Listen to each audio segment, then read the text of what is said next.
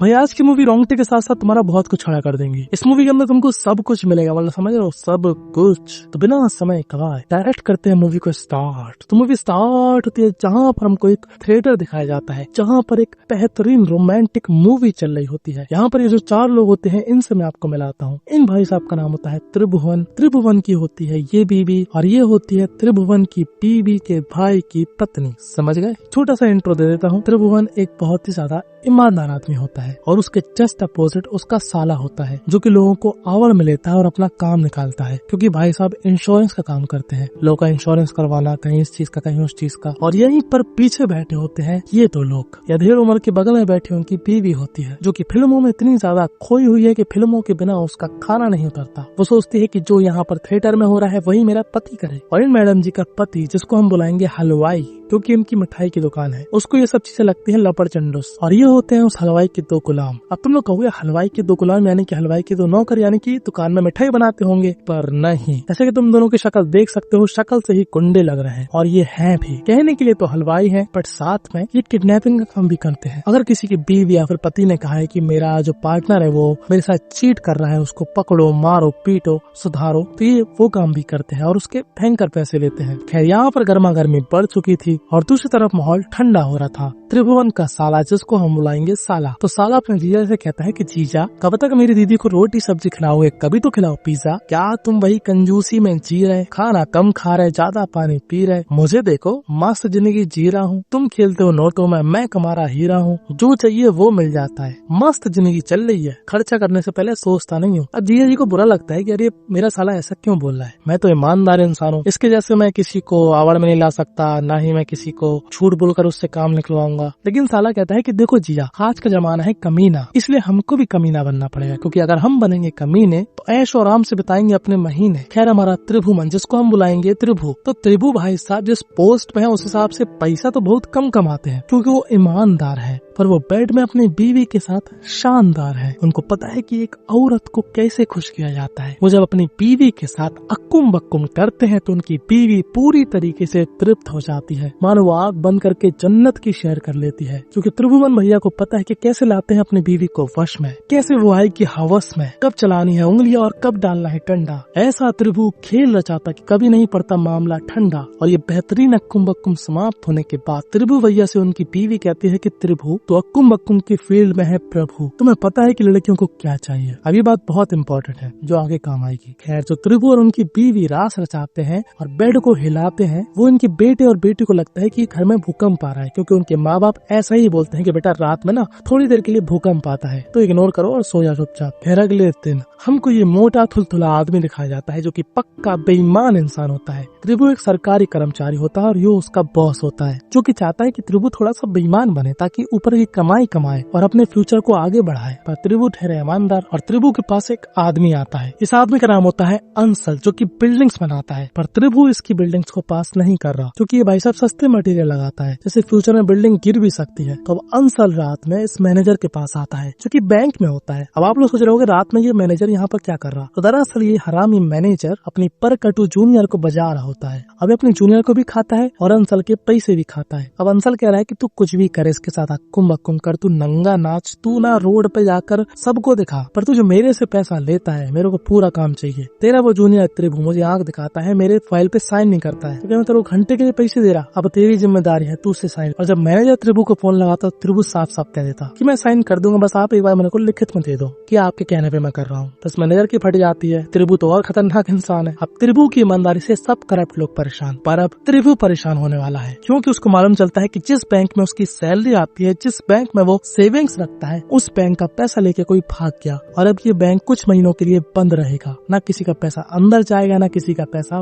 बाहर आएगा। त्रिभु के लग गए लंबे वाले एल और त्रिभु की ईमानदारी ने उसको कर दिया फेल, क्योंकि त्रिभु के पास ऊपर की कमाई कोई है नहीं, वो पूरी तरीके से सैलरी पे डिपेंडेंट था। अब सैलरी भी गई और अब त्रिभु बेचारा बहुत ही ज्यादा स्ट्रेस में है। अब ना त्रिभु की मदद उसका मैनेजर करता है, ना त्रिभु की मदद उसका साला करता है। वो तो वैसे भी उसको बात सुनाया करता था कि ये मैं तो तुमको बोलता था ये कर लो वो कर लो, तुम ही लगे थे ईमानदारी का चोचला करने, और त्रिभु का साला उनको बात और सुनाता है कि लो जीजा जी कमा लो थोड़ी ऊपर की कमाई, नहीं लेकिन तुम्हें तो ईमानदारी का चोला पहनना है, अब क्या है दुल्हन बन जाओ, अब भुगतो तो मैं क्या करूंगा, मेरे पास नहीं है ऐसे पैसे। मतलब कितना बेकार साला था त्रिभु का। अब त्रिभु रहा करता था नोएडा में और उसके माँ बाप रहा करते थे गाँव में। अब त्रिभु को गाँव में भेजने थे पैसे क्योंकि उसके माँ बाप का घर बन रहा है, और त्रिभु के माँ बाप एकदम पक्के लालची थे। वो ऐसे बोलते थे त्रिभु करा देगा ना पैसे, ये नहीं कि तेरी वजह से हम लोगों की नाक कट जाए, समझ लो ऐसे माँ बाप। बेचारे का दिमाग फट रहा था, साथ ही साथ उसके बच्चों के स्कूल की फीस भी लटक रही थी ऊपर। तो भाई अब मिलते हैं फाइनली बंसल से। बंसल कहता है देखो त्रिभु मैं तुमको दूंगा 20 लाख, बस जो भी मेरी फाइल आएगी वो तुम्हारे साइन से आगे जाएगी। अब त्रिभु को बिल्कुल ये काम नहीं करना था। त्रिभु कहता है मुझे 20 लाख नहीं चाहिए, मुझे चाहिए बस 4 लाख रुपए। तो बंसल कहता है जीव लस्सन इंसान है वे, तुझे 20 लाख दे रहा और तू 4 लाख की माला जप रहा, बचपन में गिर गया था क्या सिर के बल पर। त्रिभु भाई साहब ठहरे, लेंगे तो सिर्फ 4 लाख ही। बंसल कहता है हाँ भाई ठीक है चल तेरी मर्जी, ले ले भाई 4 लाख ले ले, अब मेरा काम हो जाना चाहिए। अब भाई साहब वो 4 लाख से सब कुछ कर लेते हैं, अपने मम्मी पापा को पैसे पहुंचा देते हैं, फीस भी भर देते हैं, घर का भी सब कुछ देख लेते हैं। पर त्रिभु भाई साहब की रातों की नींद उड़ जाती है। भाई को सपने में दिखता है कि बिल्डिंग्स गिर गई हैं और काफी लोग मर गए हैं सिर्फ और सिर्फ एक ऐसे व्यक्ति की वजह से जिसने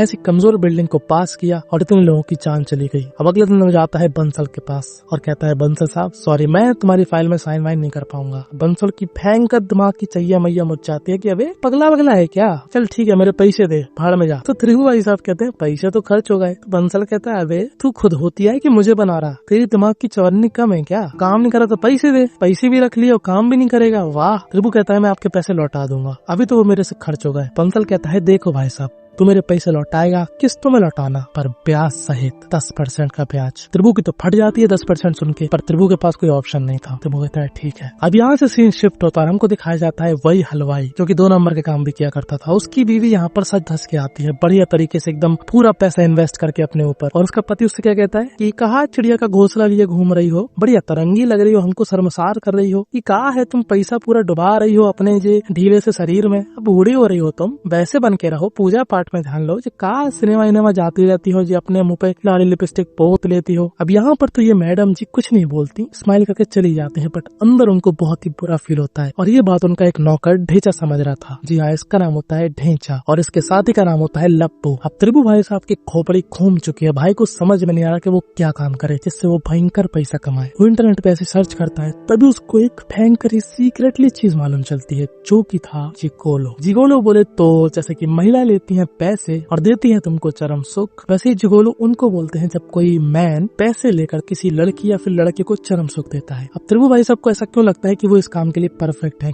क्योंकि उनकी बीवी ने ऐसा कहा था कि भाई साहब तुम जो बेड पे हो वो एकदम मस्त हो, मजा आ जाता है तुम्हारे साथ। तो भाई को लगा कि ये एक उसकी स्किल है, तो वो अपने इस स्किल को बेचेगा और पैसे कमाएगा। पर भाई को एक्सपीरियंस नहीं है, इसलिए भाई पहले लड़की की आईडी बनाकर एक लड़के को बुलाता है अपने पास। वो लड़का होता है ये, जिसका नाम होता है देसी घोड़ा। देसी घोड़ा उस पर बहुत एंग्री होता है कि पगला वगला गया क्या बे, मुझे क्यों बुला लिया, मैंने लिखा था कि ओनली फीमेल, अपन सिर्फ अक्कुम अक्कुम फीमेल के साथ करते हैं, लंगन लड़ाने का शौक नहीं है। त्रिभु से रिक्वेस्ट करता है कि मेरी बहुत मजबूरी है, ये है वो है फलाना लिखाना, मुझे प्लीज सिखा दो ये सब चीजें। देसी घोड़ा उसको ट्रेन करता है। अक्कुम बक्कुम तो कोई भी दे सकता है, पर तुमको महिलाओं की जरूरतों को समझना है, उनकी बातों को सुनना है कि वो क्या चाह रही हैं, वो क्या बताना चाह रही हैं, वो क्यों दुखी हैं अपने लाइफ में, वो तुमसे क्या डिमांड कर रही हैं। त्रिभु इन सारी बातों को नोट कर लेता है। अब यहाँ से सीन शिफ्ट होता है और हमको फिर से वो हलवाई दिखाया जाता है जो कि 2 नंबर का काम किया करता था। उसके पास ये 2 पुलिस वाले आते हैं, इसको हम बुलाएंगे मोटू, इसको हम बुलाएंगे पतलू। उसको पता है कि ये हलवाई उल्टे सीधे काम करता है, पर सबके सामने अपनी इमेज क्लियर रखता है। ये आदमी जब भी पूछताछ के लिए आता, इस हलवाई को बिना पैसे दिए उसकी मिठाई ले जाता और फिर पीठ पीछे ये हलवाई उसको गाली बकता। खैर यहाँ पर पुलिस वालों को बकी जा रही थी गालियां, और दूसरी तरफ हमारा त्रिभु महिलाओं के साथ बजा रहा था बिना हाथ की तालियां। भाई अब इस काम में धीरे धीरे एक्सपर्ट होता जा रहा था।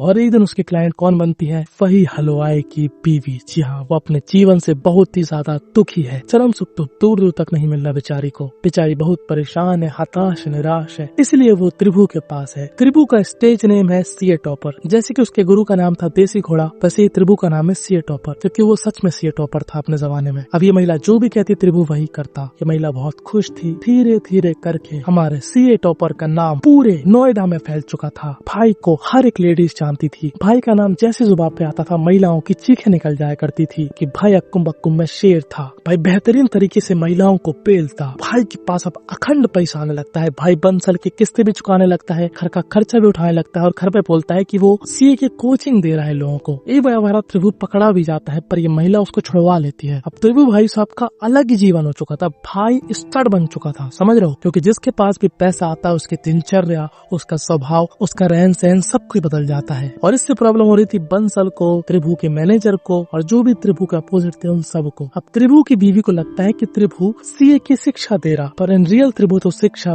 भारतीय हर किसी की ले रहा और सभी महिलाएं उससे खुश भी है क्योंकि भाई समझ चुका था कि महिलाओं को क्या चाहिए। अक्कुम बक्कुम तो एक शारीरिक सुख हो गया, मेंटली सुख भी भाई देने लगा था। और वो हलवाई की बीवी पूरी तरीके से बह गई थी त्रिभु के प्यार में, वो उसके लिए कुछ भी कर सकती थी। और अब त्रिभु की गाड़ी एकदम बढ़िया स्मूथ फ्लोर पे आ गई थी, एकदम अमूल बटर की तरह। और अब त्रिभु भाई की लाइफ एकदम स्मूथ चल रही थी, एकदम मस्त चल रही थी, जैसा भाई चाहता था। अपनी जिंदगी में तरक्की कर रहा था। उसकी बीवी बहुत ज्यादा खुश थी। उसकी बीवी अब महंगी महंगी साड़ियां पहनने लगी थी और पार्लर जाने लगी थी। और उसकी बीवी को मालूम चलता है कि मार्केट में एक बंदा जिसका नाम है सीए टॉपर बहुत ही फेमस चल रहा है। महिलाओं का उसका नाम सुन के मन उछल रहा है। भाई नोएडा की हर महिला की गली में जा चुका है और वहाँ से धाराएं बहा चुका है। भाई का सिक्का चलने लगा है और उसको ये भी डरता कि कहीं उसकी बीवी को ना मालूम चल जाए। और ऐसे उसको एक दिन एक क्लाइंट मिलता है जो कि उससे कहता है कि भाई हमारा नाम है बंटी और बबली और हमको 3 की तिगड़ी बनाकर धूम मचाना है, यानी कि 3 लोग मिलकर अक्कुम अक्कुम करेंगे। और त्रिभु जैसे ही जाता है उस कपल से मिलने, उसको क्या मालूम चलता है कि वो कपल कोई और नहीं साक्षात होते हैं उसके साला और उसके साले की बीवी। और अब इन तीनों के बीच माहौल बहुत अनकंफर्टेबल हो जाता है। अब जो हलवाई की लुगाई थी ना, हलवाई की लुगाई के नौकरों को मालूम चल जाता है कि हलवाई की लुगाई किसी और से ले रही है ठुकाई। और उस हलवाई की लुगाई के नौकर उस हलवाई की लुगाई की वीडियो बना लेते हैं और उस हलवाई को दिखाते हैं। और हलवाई कहता है कि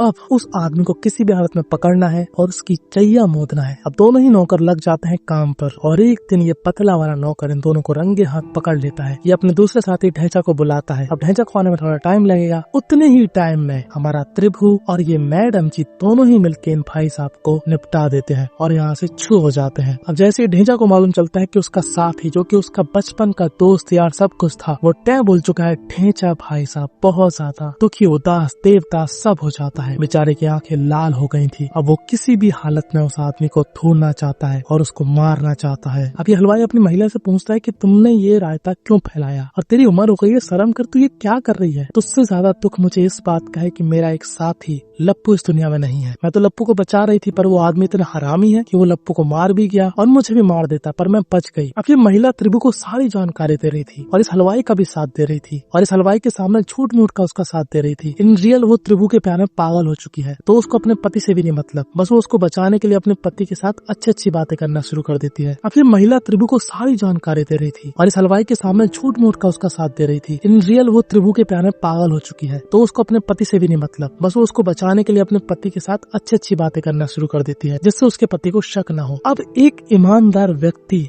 जिसने मजबूरी में एक ऐसा काम किया जहाँ पर वो महिलाओं को सुख देने लगा, यहाँ तक तो ठीक था, पर वो इंसान अब एक कातिल बन चुका है। उसके दिमाग का कीड़ा हिलबिला गया है कि क्या करने गया था, कि मैं तो लेने गया था, मुझे ही लेने के देने पड़ गए। और अब ये मोटे और पतलू पुलिस और ढेंचा और हलवाई उस एक आदमी को ढूंढ रहे हैं जिसने ये कांड किया। ये मोटा चाह रहा है कि वो एक केस सॉल्व कर दे ताकि उसका डिपार्टमेंट में थोड़ा नाम हो जाए और ढेंचा चाह रहा है कि पुलिस से पहले वो उस कातिल को पकड़े ताकि वो अपने दोस्त का बदला ले सके। पर दोनों के लिए बहुत मुश्किल हो रहा था क्योंकि यहाँ पर हलवाई की बीवी सारी इन्फॉर्मेशन प्रोवाइड कर देती त्रिभु को, because she is deeply in love with Tribhu. मतलब इतना पागलपंती कर देगी, ऐसा लग रहा है कि भाई एक टाइम पे उसका गोभी खा लेगी। अब एक दिन वो त्रिभु को फाइनली अकेले मिलने के लिए बुलाती है और त्रिभु से कहती है, देखो त्रिभु, बहुत हो गया ये चूहा बिल्ली वाला खेल, आई मिस योर पेलम पेल, चलो कहीं दूर भग जाते हैं और रोज सुहागरात मनाते हैं। आई डोंट लाइक ये छुप छुप कर मिलना, आई लाइक खुले दिल से मिलना। तो त्रिभु कहता है, क्या हो गया आपको, मैं एक सर्विस प्रोवाइड करता हूँ, मेरा काम है जो भी मेरा क्लाइंट चाहता है मैं उसको वो प्रोवाइड करूँ। आपकी बातें सुनता था, आपके लिए गाना गाया करता था, आपके लिए डांस किया करता था, आप जो भी कहती थी मैं वो किया करता था। पर इसका मतलब ये नहीं कि मैं आपके साथ भाग जाऊं। मैं अपने निजी जीवन में बहुत खुश हूँ, मेरे बीवी है, मेरे 2 बच्चे हैं, आपको मैं पहले भी बता चुका हूँ। अब अचानक से आप कहोगे मैं आपके साथ चला हूँ, नहीं, मैंने ये काम सिर्फ पैसों के लिए किया था। अब ये बात जानने के बाद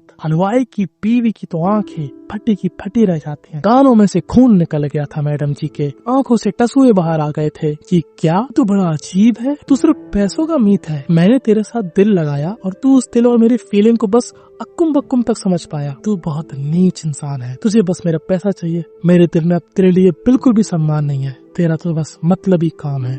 अब हलवाई की लुगाई का दिल बहुत ही बुरी तरीके से टूट चुका था, क्योंकि उसका सीए टॉपर उससे छूट चुका था। यहाँ पर ढेचा भी उदास था और ढेचा से बोलते ही ये प्यार ना बहुत कुत्ती चीज है, जिससे भी हो जाता है वो इंसान रुला देता है। ढेचा कहता है पर मेरे साथ तो सब कुछ अच्छा था, दरअसल मुझे गुच्चू पिल्ला में नहीं लंगल लड़ाने में इंटरेस्ट था। लप्पू मेरा सिर्फ दोस्त नहीं था, वो मेरा पार्टनर था। जी हाँ, हम दोनों ही एक दूसरे के प्यार में थे, क्योंकि हम थे गे। हम बचपन से ही एक दूसरे के साथ लंगल लड़ाते थे, एक दूसरे की पिचकारी से रंग उड़ाते थे। पर मेरे रंग में भंग हो गया, क्योंकि मेरे जीवन साथी लप्पू का अंत हो गया। अब चाहे लड़की से करो या लड़के से करो, प्यार तो प्यार है। ये बात हलवाई की लुगाई भी जानती है और हलवाई की लुगाई के अंदर सीए टॉपर के लिए भयंकर वाला गुस्सा है। इसलिए हलवाई की लुगाई डिसाइड करती है कि अब वो सीए टॉपर की लंका लगाएगी बेहतरीन तरीके से। और अब वो इस नौकर को बता देती है कि सीए टॉपर कौन है। वो अपनी पूरी फैमिली के साथ सीए टॉपर के पास जाती है और कर देती है उस पर अटैक। पर सीए टॉपर भी कम नहीं था, उसकी फैमिली भी कम नहीं थी, उनके पास भी थी पिस्तौल और वो भी बिगाड़ देते हैं पूरा माहौल। यहाँ पर होती है ठाए ठाए ठाए। समझ में नहीं आता है सीए टॉपर को कि कहाँ जाए। तभी सीए टॉपर के अंदर से जागता है एकदम से जोश